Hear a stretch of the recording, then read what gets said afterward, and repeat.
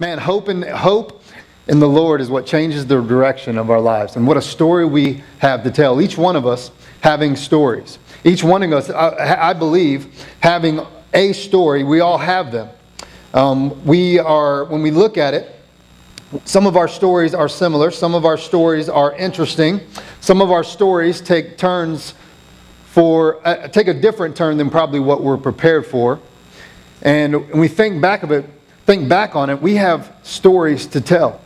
I mean, from young to old, I told you about Ty yesterday. He's only 4, but I mean, from young to old, stories never get old. We want to hear stories. We want to hear stories that are exciting, that are engaging, that connect us, that we can become the characters in the story. You can probably still remember being told stories when you were growing up and getting lost in the story and your imagination, pretending like you were some of the characters in the story. Pretending like you were that princess. Okay? Pretending like you were that king, that you were that dragon slayer, you were that person. Maybe you read Dungeons and Dragons growing up. Maybe you did that, okay? Maybe that you liked how you could pick your own ending. Remember that? You could just jump to this page. I never read those books. But, you know, those were amazing. Of course I read them. Everybody read them. I mean, you were like, man, how do I become, you know, I read books growing up like the Tales of the 5th grade, 4th grade, nothing. You remember those books growing up? Are you too young for that? I hope not. I mean, these are just fun books. You're like, I want to be in this story. How many of you have taken your kid to see, I know Troy, you've taken your kid to see The Avengers. Yeah, I mean, I've taken my kid, and Christy and I are watching. We're just like watching, all these kids in here are becoming the characters on the screen. And then you get home, and then they become Iron Man, right? I mean, you take them, straight out the deal. You know, Ty's like, right out the deal. And then he gets home, and he's like Hulk smash. I mean, I still have bruises, so does Trey, of fighting with Ty. I mean, he's just like, you become the characters, because when we hear stories, we want to associate ourselves with that. Even when someone tells us a story about themselves, we're like, man, do I relate to that at all? Well, I believe in this summer series we're doing for the next few weeks. It's called Stories. As you've seen, we're taking a look, a really strong look at encounters Jesus has had with people in Scripture. Stories, I guess, if you want to put it that way, where he encountered people and their lives were changed. And what we wonder is the Bible still relevant to the sense that those stories, can I still relate to those stories? Can I still see those stories? Last week, if you were here, here's a free reminder. If you missed last week's story, please go to our awesome website. You can check it out. You're going to hear a story of a woman who was caught in the act of adultery. Okay? Caught in the act. One of the craziest, the worst things you could possibly do. And in the tradition, she was brought in front of Jesus. And Jesus did not condemn her. But why? Check it out, okay? You can go to our website. It's really easy, scctulsa.com/media. You can watch the whole thing. Somebody texted me yesterday. I was like, great, amazing pastor moment. Because they texted me like, hey, watch the whole sermon on Facebook. You posted it on the Facebook page. That was really cool. Great story telling us about the person in the church. That was really cool. I wish she would have been here. I was like, she was here. And they were just like, oh man, that's awesome. So that is such a resource for you to go and check it out. Well, today, let's jump right into our next story. Hopefully you brought your Bibles so that you can follow along with me, all right? You've got to consider these Bibles. I mean, swords, man. When something's coming at you, slice, right? Fruit Ninjas, is that the name of the game? What's it called? I mean, pretend like this. When something's coming at you, you can just chop that cantaloupe in half, all right? I just lost, no I didn't. Okay, I'm here. All right, 9, starting in John 9, starting in verse 1, okay? Starting in verse 1. One thing we have to know about immediately, it just says, oh, just by the way, now as Jesus passed by. I mean, right away we're just like, that's just what Jesus do. He just passes by. Do you know what was going on here? He wasn't just passing by. This dude was running from the Pharisees. He was running from the people who were ready to stone him. Because not just before, if you're one of those who believes in this, you're like, read before, wondering what's happening. Why is he just passing by? It's because all the stuff before, he had just told them that you don't understand what you're doing, people. You don't know the truth. You think you know the truth, but you don't. And he was dropping full knowledge on all these people, all these Pharisees, all these people who thought they had this great tradition. And they kept saying, you have a demon in you. And he's like, no, you have a demon in you. I mean, it was just this back and forth. And then what happens? They wanted to stone him. Then the Jews said to him, you are not yet 50 years old, and you're telling us? Most assuredly, I say to you, before Abraham, I was there. That's what Jesus said. Let me tell you this. Before Abraham was there, I was there. So what happens? Then they took up stones. They didn't throw them at the lady, but they found the same stones they were ready to throw, picked them up, and now we're going to stone you. And this was Jesus. They took up stones to throw at him just right before verse 59. But Jesus hid himself. Jesus hid himself. Try playing hide and go seek with Jesus. He's just like, zing, gone, you know. Then he took up stones toward Jesus, but he hid himself and went out of the temple, going through the midst of them. See, use your imagination just for a second. Think of you as a kid. Just imagination. We read this and we see, okay, but Jesus hid himself. Oh, he hid behind his disciples. He's like, oh, we better hurry, scamper away. But, can you just imagine that Jesus hid himself? What did he do? Did he just make himself invisible? Did he turn himself into like another character and then he's just walking through the midst of them? They're like, let's pick up stones and throw. I'm sorry, this is all straight tangent. I'm sorry. But I'm just saying, we read this stuff. It's so cool to read this stuff. And he was going through the midst of them, so he passed by. And then we start into the next story. Jesus being pursued to be stoned. Now Jesus passed by, and he saw a man who was blind from birth. And his disciples asked him, they're like, teacher, rabbi, who sinned that this has happened? Who sinned that this man is blind? He was born blind.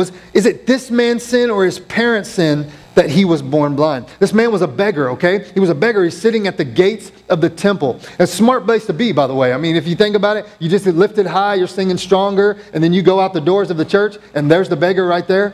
Beggar's like, hey, hook me up. You just came out of church. It's a great place to be. And that's what beggars did. They would sit at the temple gates because the worshipers who left would give them gifts. So the beggar is sitting at this gate, and the disciples pass by. They're like, this guy's been blind since birth. We all know this. He's been blind. Whose fault is this? They believed, this was a common belief, that babies could commit sins in the womb. And when they came out of the womb and there was disease, it was the sins that they committed. Or their parents. Because the parents, when the mom was like, pregnant or whatever, and she's, gossiping or whatever, the baby's just getting hit inside. He's like, oh my gosh, what's going on? And that affected the baby. Could you imagine, what kind of belief is this? And Jesus is like, are you serious? Do you believe this? And so he goes on, and Jesus answers, he says, neither this man nor his parents sinned. But he's been blind at birth so that the works of God should be revealed in him.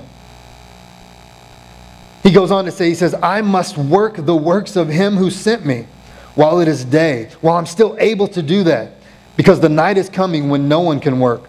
As long as I'm here in the world, I am the light of the world. Jesus makes it clear, and we have to see this in Scripture because we just fly over it. Jesus makes it clear that God allowed this man to be blind for his whole life. Let me say that again, if you didn't really digest that, and you're like, I don't want to eat that. Let me give it to you again. God allowed the man to be blind so that Jesus could heal him, and the works of God could be revealed.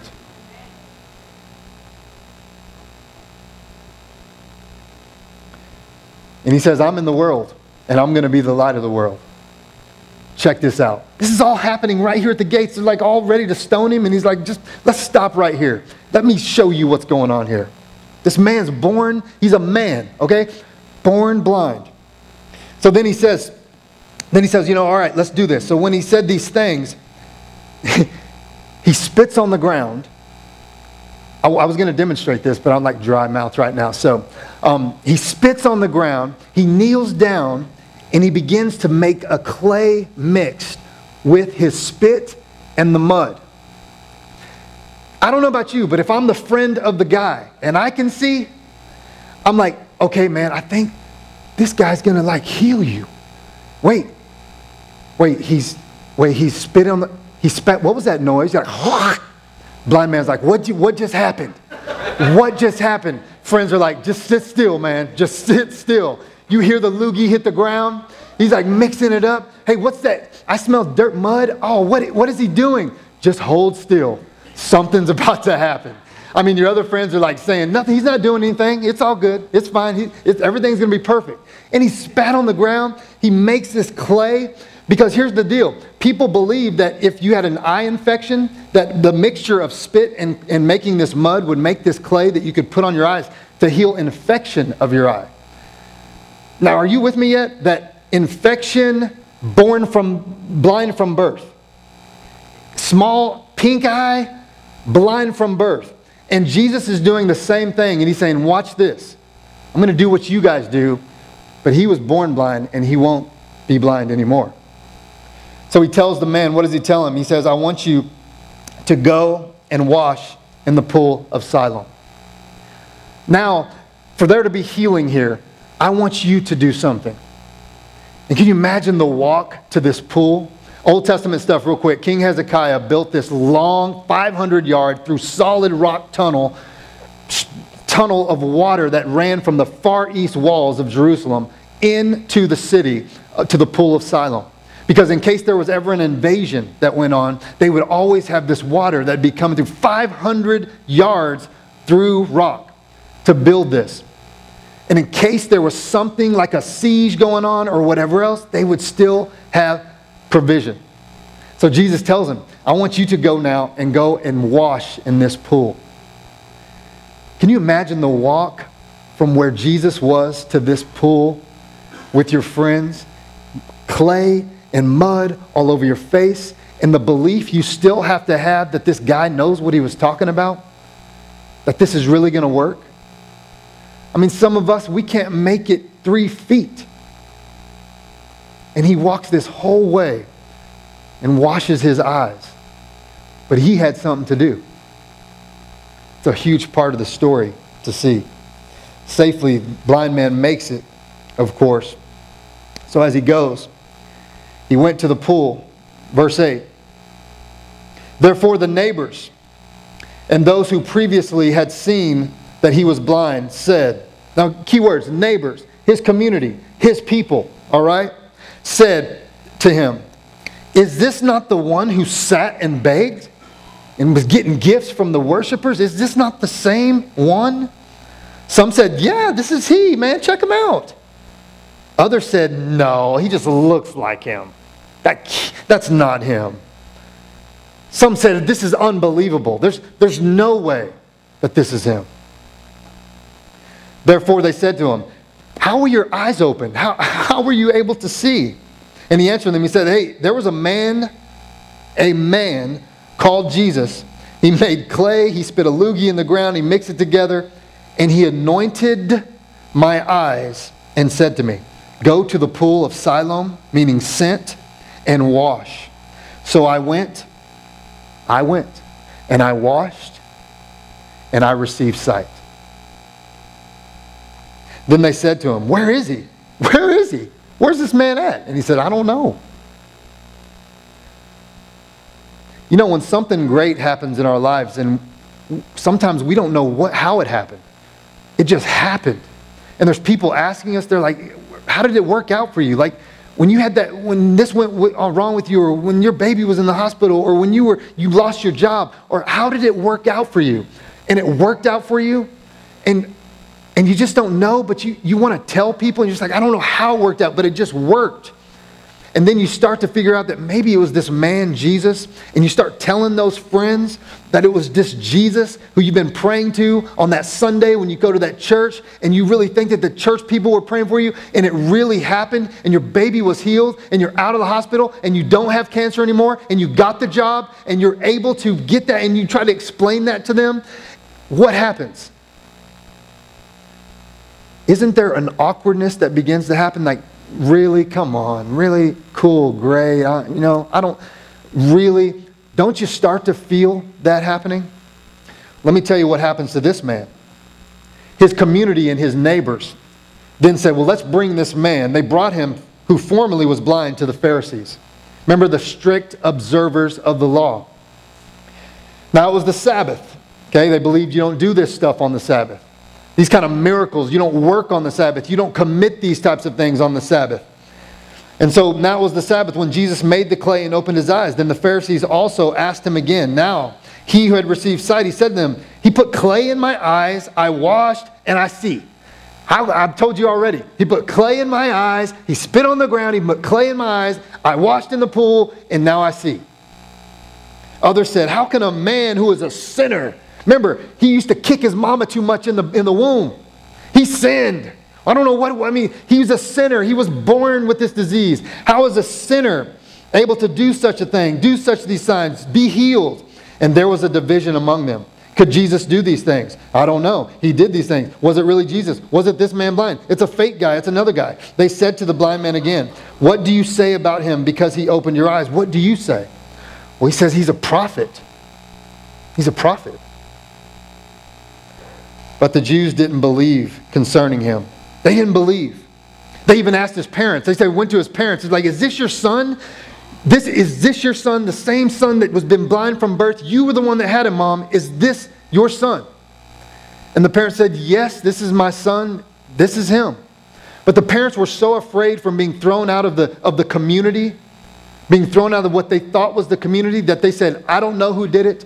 You ask him. He's old enough. We're not going to get involved. So he didn't have support even from his family. You hearing me today?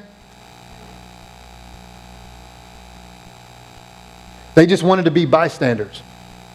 Remember last week? I think we'll just be bystanders. Even though you're our son, we don't want to get thrown out of the community. So they again called the man who was blind. They said to him, give God the glory, which meant swear to God, be truthful, promise, you better be truthful. Some of us may think, oh, they're giving God the glory. They're like, oh, worship God for your blind. No, you know what that means? That was translated as tell the truth, as God is your witness. And so they're right. He's saying, we know that that man that healed you is a sinner. He did this on the Sabbath. He answered and he said, whether he, listen to this, great stuff. Whether he is a sinner or not, I do not know. But one thing I do know is that I was blind and now I see. Didn't we just sing that? Let me just tell you, what you say about him, I don't know. But let me tell you my personal experience with him. I was blind and now I see.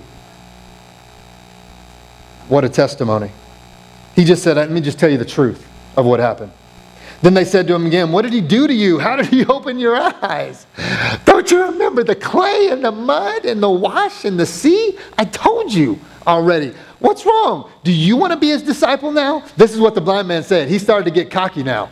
I mean, he's in front of it, and that's all in here, okay? I'm not just making it up. He's like, I guess you're his disciples now. And then they got ticked off. They're like, oh, we're not his disciples. We're disciples of Moses.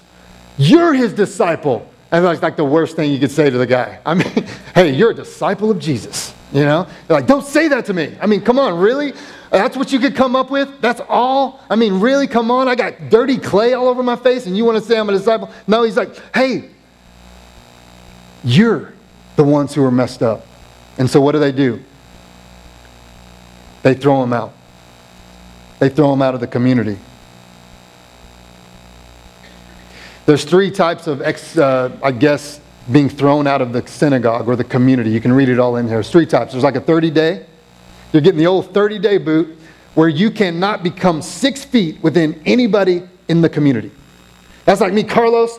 That's it, man. You fell asleep in the service. He's not asleep, by the way. You fell asleep. That's it. 30 days for you. And I don't want you to come 6 feet within anybody. Don't even come near the barbecue. Don't get near those donuts. Okay? Don't get anywhere near it for 30 days. Then there's an indefinite cut. You get kicked out of the synagogue indefinitely. We go, we'll figure it out for you, but here's the deal. There's no fellowship for you. There's no worship for you. Don't come in here asking God for things. Don't come in here acting all like you're worshipful because you're a sinner. We don't want you in here, and we'll tell you when we want you back. And then there's the one where there's expulsion. So they cast him out. They didn't make it clear, but here's what I do know. That because this happened to him, and all of his friends and his neighbors were around him, and they couldn't understand it, and they didn't see it, and they were blind, they kicked him out. Enter in Jesus. So Jesus heard that they had thrown him out of the community, that they had cast him out, verse 35. And when Jesus had found him, he said to him, he said, "Do you believe in the Son of God?" He answered and he said, "Who is he, Lord, that I may believe in him?" He wanted change. He had already had his sight. He was good to go. He could have skipped on the way to Damascus, wherever he could go, and he could be like, "I'm out of here. I can see now. Everything's beautiful." But he was thrown out of the community, and he had nothing. And he even had his sight. But don't you read it with me that he says, "Who is this?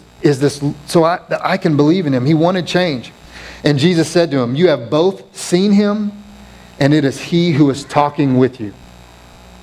And then he said, "Lord, I believe." And what do we read as the last? He worshiped him. You know, it's unheard of for a blind man to be healed. It wasn't recorded anywhere in the Old Testament. It was the first time. I mean, he told him, he said, "You guys, you don't believe it because it's unheard of. Because it never happened." And it happened. Did you notice the progression of the healed man? Verse 11, he calls Jesus a man. Right? He said, "I don't know, it was a man. He came up, spit on the ground, healed me." Verse 17, he was a prophet. Like he knows what he's talking about. Like he had said something, and then it happened. Like he knew I was going to hit something, and then it happened. And then verses 35 through 38, he's the Lord. I wonder about our progression sometimes. This is the Word of God. I'm telling you a story like this has to excite you. In your bulletin, you can grab your bulletin. I want you to jot these points down. I'm going to go super fast because I got a video to close with. I want you to hear this. These are just points from the story that in case you were just zoned out for a second, I want you to take these with you. There's also a place below these points where it says, "See this verse." This is a chance for you to take it home and just say, "Man, can he just make stuff up, I guess? I mean, I don't know what. Does he just make it up?" No, I'm giving you references to go home, and you can read these references where these come from, okay? Blind man healed and persecuted. Check it out. Our struggles, I believe this, our struggles are an opportunity for God to be put on display. We just talked about this earlier in one of our other community times together. A blind man lived into his adult life before he saw the works of God. Are you patient enough for that? Are you patient enough for the struggle that you're going through for God to work in that? That your struggles are an opportunity for God to be put on display. What a great opportunity we have. Next one. God's miracles in our lives. God's miracles in our lives should be a witness for those who are lost. You're at work, something's going on, you're at school, with your family, people in your own home. God is working something in you. There's a miracle happening in you. He did this, he did this, he did that. And you have a story to tell. It should be a witness for those who are lost. The blind man had a witness. He said, let me just tell you what happened. It was on my face, I washed, I can see. I was blind from birth. He had a witness. And for anybody who would listen, he could have been saved. They could have been saved. That's right. Amen. He said, yeah. That's what I'm talking about. The last point. Our faith is only a worthy path to the one who saves. Our faith is only a worthy path to the one who saves. It was the faith that the blind man had that led him to Jesus. Remember the progression? He was a man. He was a prophet. He was the Lord. And our faith is what will lead us to the true Christ. It's going to be our faith. I mean, can't you have faith in a lot of things? I mean, just your faith in I have faith in, you can have faith in people. You can have faith in, and this stuff will happen, but the proper object is Jesus Christ. The proper object. See, what happens though, is when we hear these stories, our temptation is to say this. There's not these types of people out there who say that their struggle is an opportunity for God to be put on display. Who wants that? Who says that? I mean, the blind man, was he walking around saying, this is going to be a chance for God's work to be revealed? I mean, where are those people? I know a person. And I got to spend years with this guy in ministry. He's a young kid. He was a high schooler when I met him. His name's Andy Blocker. And we're going to run over today into barbecue. I'm sorry, but I want you to hear this story. Check it out. Hey church, so glad to be with you today. How about that story that we just heard from John 9, 1 through 38? Great story. And just so you just don't have that temptation to think that never happens, that type of thing doesn't happen anymore, I wanted to introduce you to somebody named Andy Blocker, who I've known for years, was in my youth ministry, went on mission trips with us, was all about God's kingdom, and he's right here. This is right in your face, Andy Blocker. Andy, how are you doing? I'm good, man. How are you? Great. Thank you for coming over and doing this. Hey, I want you to share with us what has been your struggle in your life. Well, Kenny, I was born with something called cerebral palsy, which is a really complex way of saying that when I was born, there was a lack of oxygen to a part of my brain that could have any number of side effects. For me, that was not being able to use my legs correctly, and so the muscles that you would use to walk, I've had to learn to walk a little bit differently, and I use my walking stick over here. This trusty cane? Yep. Hey, where did you get this? Actually, that was a graduation present from a friend of mine. I know you're probably thinking that it's the Mexico stick. But it's not. It's not the Mexico stick. It's not the Mexico stick. Because you did have a Mexico stick. I did. Awesome. On our mission trip. Yeah, to Mexico. In case you're extremely confused. We got a branch. And, yeah. And this is the real thing. This is big time. That's Moses. That's awesome. I had to use forearm crutches for a while. And you know what those are, but they would wrap around my wrists, and I would use those to walk. And I used a walker, and I've had to have a lot of surgeries. Can't talk either. Yeah, no, that's fine. I've heard you talk a lot. Right.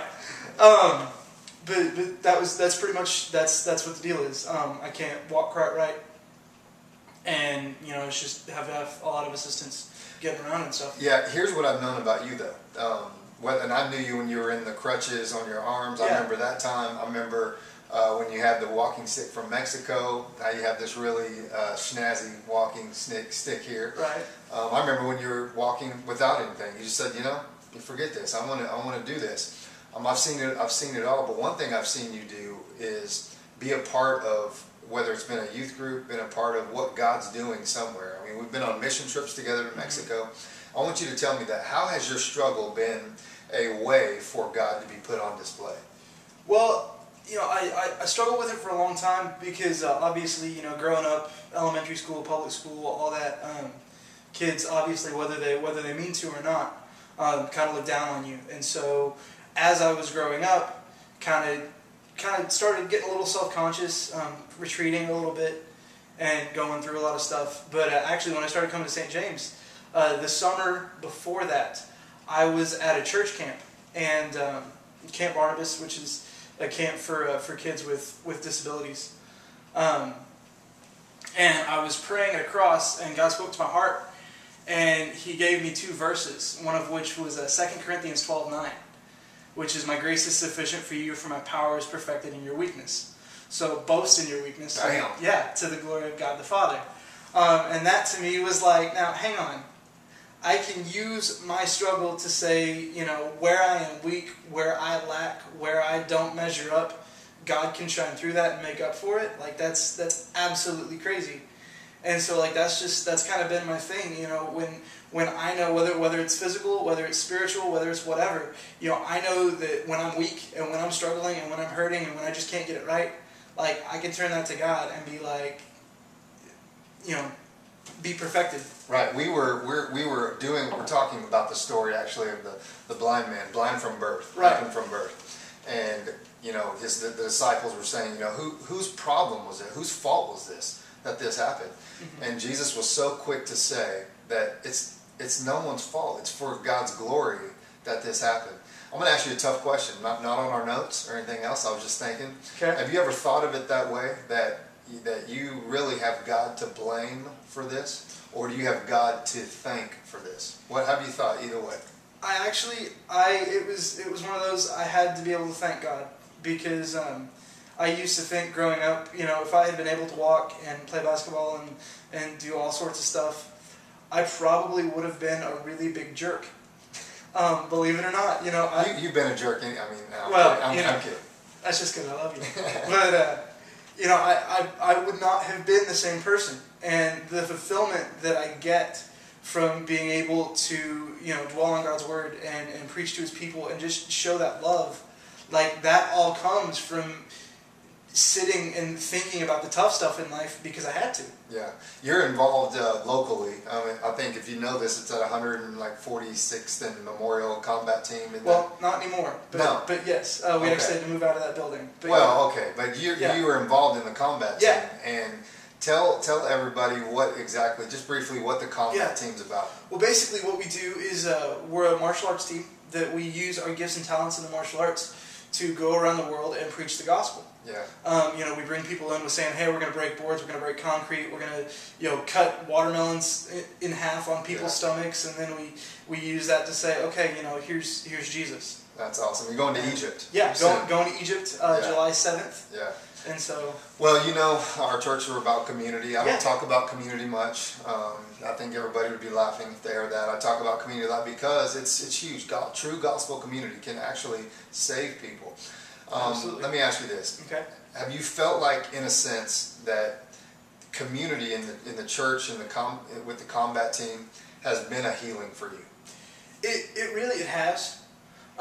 Just because, my story, growing up in a church that was really just dead, and then being able to come to St. James and realize that there was actually a relational God that was out there that wanted to, have that relationship with me, have that intimacy with me, and really being able to go into communities and grow in that and dive into God's Word and just grow in community has been such a reassurance for me that, I'm a part of something. It's not like, I've got to do this by myself. I'm part of a family. Yeah, absolutely. And I think we were just talking about how community can literally heal what you're going through. Mm-hmm. Strong gospel community, true biblical gospel community. Absolutely. Finally, as they're watching, as they're seeing that you guys are involved in this conversation, what kind of message would you have for us, for them, all of us, just for those that are lost in their struggles and the outcome that God could have for them? Well, I think if I could be candid, like that verse, 2 Corinthians 12:9, whatever you're going through, whether it's addiction, whether it's physical struggles, whether it's mental struggles, whether it's spiritual struggles, whether it's whatever, God's grace is sufficient. It's not was sufficient, not will be sufficient. It's sufficient right here and now. And His power is perfected in your weakness. So the more broken that you are, when you bring that brokenness to God, He's going to shine through you. His power is going to perfect whatever struggles that you have. And He's going to say, you know what, Satan tried to use this for evil. Well, I'm going to turn around and I'm going to use it to glorify. Because I know so many people that they let their disability define who they are, and they'll try to find hope in alcohol, or they'll try to find hope in relationships, or video games, or whatever. And there's no hope but Christ. And so even if you're not physically disabled, we all still have struggles, and that would most absolutely be to let God shine through your weakness. All right, awesome. You just ran into our lunchtime, but that's all right. Yeah. No, man, listen, that is preaching. We talk about in church how preaching is about reminding you of what God has already put in you. Yeah. And preaching is not at people, it's reminding them. And you just reminded them about how their struggle could be the power that's within them. That's huge stuff, man. Love you, dude. Thank you. I hope you guys feel like you know Andy now. Super awesome guy. He'll be around to visit, I know, and have a great time in Egypt. I will. Spreading true gospel community. I will. All right, thanks, man. Yeah. Appreciate it.